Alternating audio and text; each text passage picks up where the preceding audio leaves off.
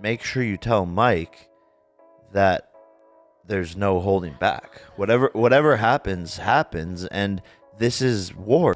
I'm going in there, and now it's a pro fight. It's on my record, and I'm going to fucking put him down.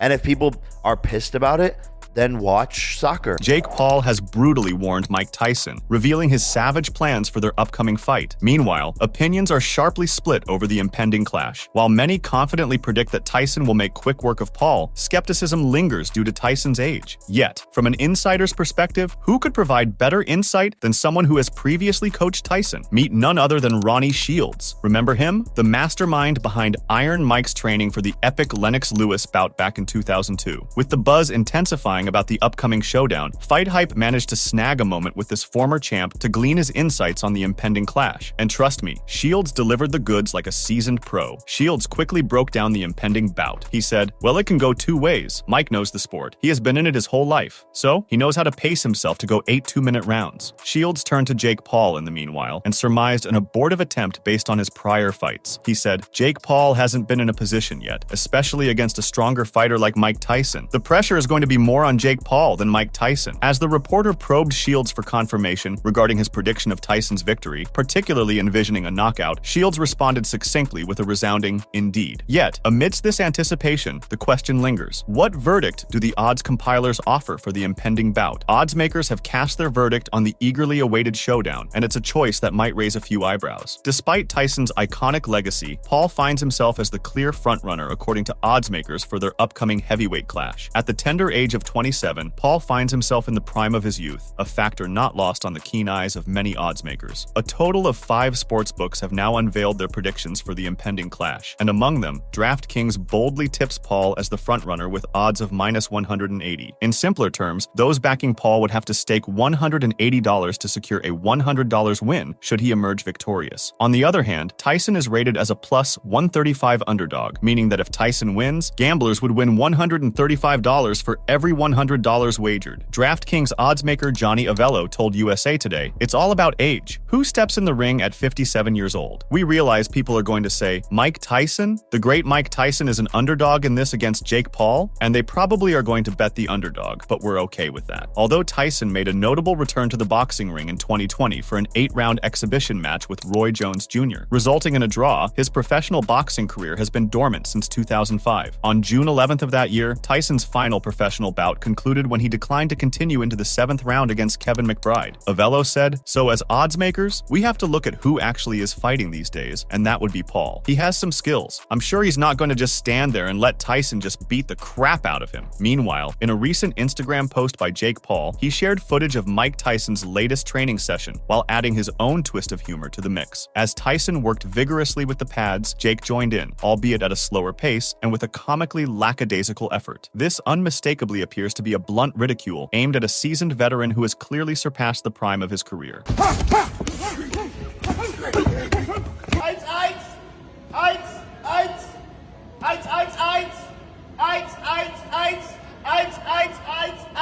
While Tyson still exudes the aura of being able to effortlessly defeat any ordinary civilian, his advancing age inevitably raises doubts about his prospects against seasoned boxers. The crux of the matter lies in the uncertainty among Tyson's supporters regarding whether they perceive Jake as belonging to the league of seasoned boxers capable of triumphing over Mike. It's no secret that Jake has carved out a niche as one of the internet's premier provocateurs, honing his craft over nearly 20 years. From his humble beginnings on YouTube, few could have predicted his evolution into a semi-professional boxer poised to take on one of the most formidable opponents in the world. Yet here we stand, eagerly anticipating the clash between these two titans within the squared circle. Despite pleas from his supporters, Mike Tyson's fans are imploring the ex-heavyweight champion not to hold back against the upstart boxer. Fueled by clips such as the recently shared one, boxing enthusiasts unanimously agree that it's high time for Tyson to school Jake Paul in the ring. For instance, this fan said, "I really want to see Mike bite Jake's both ears off." Talking about Jake, this fan said, said, if he wins next, he might challenge 70-year-old Sylvester Stallone. And this fan said, if Mike mistakenly goes out of the script, Jake's soul is going to fly from his body. As you can see, opinions on Jake Paul's antics span a wide spectrum, ranging from those who interpret his actions as a disrespectful jest towards older individuals to others who perceive no mockery at all. However, within the boxing community, there is a prevailing sense of discontent with Paul's recent behavior. Many enthusiasts are expressing their desire for Mike to adopt a more aggressive approach, with some even advocating for extreme measures like biting Jake Paul's ear. However, before his battle with Jake Paul, astute boxing fans have identified an issue with Mike Tyson's most recent training video.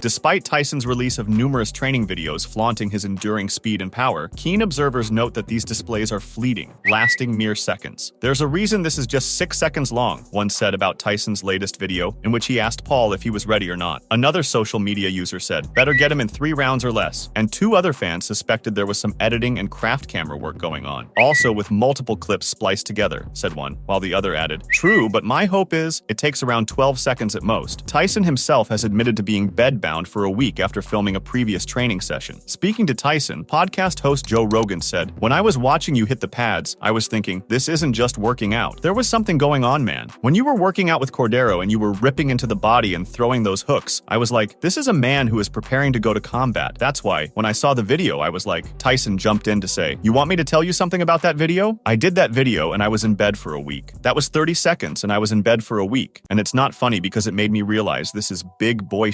But some fans have been impressed with Tyson's training footage, with one saying, absolutely legend, Iron Mike shows the world that men can be super fit at 57 years old. Respect. Another added, I hope Iron Mike doesn't knock him out in 20 seconds or less. Keep him around for a bit and pound him good. I have a feeling Jake is going to try and prove a point, and Iron Mike is going to respond, and it is over in 20 seconds. An often cited point of contention against this matchup revolves around the significant age gap between the contenders. Jake Paul, currently at the peak of his physical prowess, faces off against the formidable Mike Tyson, who, despite maintaining impressive fitness, is approaching his 60th year. The disparity in age cannot be overlooked, inevitably influencing perceptions of the bout. However, according to MMA commentator Chael Sonnen, the contest may not be as lopsided as commonly assumed. One of the things that most inspires Chael Sonnen to take this fight seriously is the possibility that he could lose to a YouTuber. However, Sonnen believes that if Jake loses to a 60-year-old, this might be the end of his career. Sonnen stated during his YouTube show that Jake was considered a slight favorite over Mike, who was greatly experienced and oversized. He remarked that Mike did not want to lose, and Jake could not afford to lose either. Jake Paul,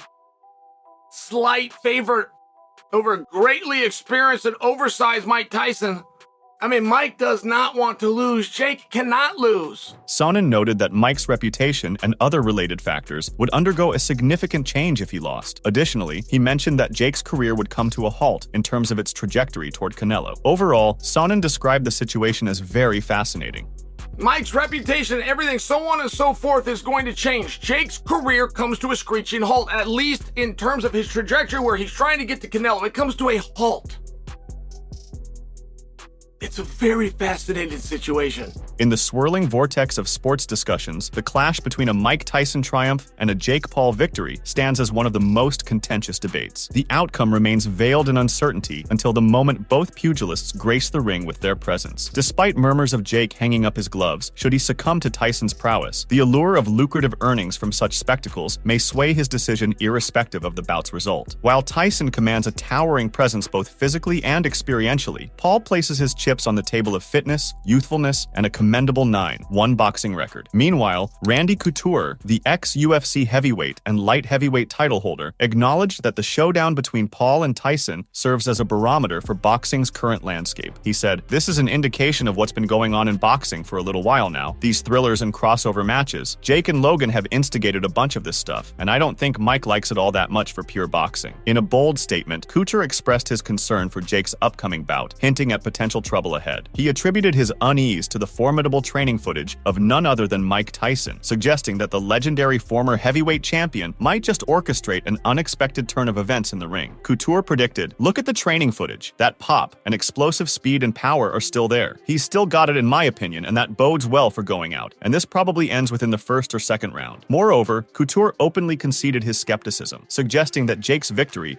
could only be plausible through pre-arrangement. Prior to this, spectators had speculated about the legitimacy of matches with Tyron Woodley and Ben Askren, although such assertions lacked substantiation. Couture added, "I like that Jake has backed up previous talk. I think he's in trouble with this one unless the fix is in," which I don't even want to say because I don't think Mike would do that. I see Mike going out there and tearing him up in probably under 2 rounds. In addition, Couture complimented the problem child for bringing attention to the issue of fighter compensation in the UFC. Couture is now more directly involved with the PFL. Jake has a long-standing beef with UFC's top honcho, Dana White, over the contentious issue of fighter compensation. Most of his past adversaries happen to be ex-UFC fighters gunning for a hefty paycheck. Couture added, "I commend Jake for continuing to poke Dana White and the powers that be about fighter pay and all the other things that need to change in our sport. All those guys who made those crossover matches from MMA made more money in those single boxing matches than they ever made in MMA." On the other hand, in his contentious declaration, Jake Paul stated that one of them will end in his summertime bout with Mike Tyson. It appears that Jake isn't afraid to take on a man who is more of a pensioner than a prime candidate, though. "It's war. All is fair in love and war. I love the guy, but as soon as it turned into a pro fight, one of us has to die," Paul said at the Miami Grand Prix. The social media star also told Sky Sports, "He's taking this very, very seriously, and that's what's going to make the fight amazing for all the fans." Jake mentioned that Tyson is a formidable opponent, acknowledging the advantages Tyson will have in the heavyweight division due to his experience and size. He expressed excitement about the fight, highlighting the potential for excitement due to both fighters possessing one-punch knockout power. Jake further added, "Tyson is a killer. I'm moving up to the heavyweight division, so he's going to have some advantages, but that's what's going to make this fight exciting. We both have a one-punch knockout." Moreover, Jake commented on Tyson's desire for the fight to be a professional one, stating that Tyson wanted to end his career and put an end to everything he was doing. Consequently, Jake agreed to make it a professional fight, emphasizing its authenticity. He expressed, "This is what he was destined to do and what he was born for, and he was the one who wanted it to be a pro fight. We were figuring out the rules and Mike said, 'I want it to be a pro fight. I want to end this kid and stop everything he's doing.' So I agreed to make it a pro fight, and it's as real as it gets." The bout is set for 8 intense rounds, each lasting 2 minutes, with both contenders donning 14-ounce gloves and foregoing headgear. Controversy brewed among fans, questioning the professional sanctioning of the match due to the shortened round duration. However, Jake has vehemently defended the decision, attributing the adjustment to Tyson's preferences. Jake added, "I just want to make it clear, Mike Tyson is the one who wanted it to be a pro fight. I said to Nikisa, if that is what Mike wants, then that's fine. But make sure if you tell Mike that there is no holding back. Whatever happens, happens, and this is war now." Meanwhile, Jake stated that if Tyson were to knock him down, he could handle it. However, he emphasized that if he were the one to knock Tyson down, it should be Tyson's decision whether he could handle it. With the fight now being a professional one and appearing on his record, Jake asserted his intention to knock Tyson down. He expressed indifference towards any potential backlash, suggesting that those who were upset should divert their attention to other sports like soccer or volleyball instead of boxing. Jake added, "If Tyson puts me down, I can deal with that. But if I put him down, he needs to be the one making the decision on whether or not he can deal with that. Now that it's a pro fight and it's on my record, I'm going to put him down, and if people are pissed about it, then watch soccer. Go watch some volleyball, don't watch boxing." In another interview, Jake Paul acknowledged Tyson's residual strength in his right hand, and even said that he is anxious about the July 20th encounter. Nevertheless, when Jake disclosed his current weight of 230 pounds to Shane Mosley, he elucidated the strategic advantage of bulking up for the Tyson bout. He said, "It's just like shocking to people that that's how much I weigh. I think just because normally I'm fighting at like 200 pounds and walking around at like 210. Jake explained that he planned to bulk up to around 240 pounds and then trim down, aiming to enhance his speed. He elaborated that training at 240 pounds would provide him with a strength advantage, likening the effect of cutting down to shedding a 20-pound weight vest. Jake added, "I think I'll get up to 240 and then probably cut down so I'm way faster. But if I'm training for this camp at 240 and then I cut down to 220, it's like I had a 20-pound weight vest on. So my muscles are going to be so much stronger, and that speed will come through." Moreover, Jake went on to describe his whole training schedule for the Tyson bout and how, if at all, it varies from his previous workouts. He said, "Same training camp essentially, but there are a few minute differences which I will elaborate on. The differentiators will be me being able to eat, which I've already noticed is so much better for recovery." In addition, Jake mentioned that he intended to spar with heavyweights less frequently, acknowledging that heavyweights deliver more powerful punches. punches, making the experience more intense. He identified this adjustment as one of the significant changes in his preparation. Jake added, and as well as sparring heavyweights. I'll probably spar less because the heavyweights obviously punch harder and it's more intense taking shots from them. That's the two biggest things. Additionally, he highlighted the abundance of footage available on Tyson's fighting style, contrasting it with opponents who have limited footage. Jake emphasized that the extensive footage provided valuable insights into his strategies, enabling them to anticipate his moves effectively. Jake said, but the third is that we know what Tyson fights like. Interestingly enough, with a lot of my opponents, there's not tons of footage. With Mike Tyson, there are hours and hours of footage out there, so we know exactly what he's going to do. Despite Tyson's 30-year age difference, Paul is obviously not underestimating the former world boxing champion. It's time to put his winning strategy into action, since he already possesses it. Interestingly, it appears that Jake Paul has already moved past Mike Tyson. The infamous YouTuber who got into boxing professionally didn't take long to criticize Canelo Alvarez following the Mexican's May 4th unanimous decision win against Jaime Munguia in Las Vegas. Once more, Canelo showcased his undeniable dominance in the ring, solidifying his status as the most formidable boxer across weight divisions. In a stunning display of skill, he sent Munguia to the canvas in the 4th round, marking the first time the 27-year-old had tasted defeat in his professional career. With this victory, Canelo notched his 61st triumph in 65 bouts, further cementing his legacy as a boxing legend. However, amidst the tremors of fear, there stands Paul, unwavering in his boldness. He brazenly confronted the individual acclaimed by Forbes as the paramount pugilist of 2023, ranked 5th among the globe's most financially rewarded athletes. Paul said after watching the all-Mexican fight in Las Vegas, he's got to come and talk with us. I'm going to get the cruiserweight belt, and then Canelo can come and see me. On the other hand, Oscar de la Hoya cautioned Jake Paul, foreseeing that the upcoming fight could exacerbate Paul's already questionable reputation.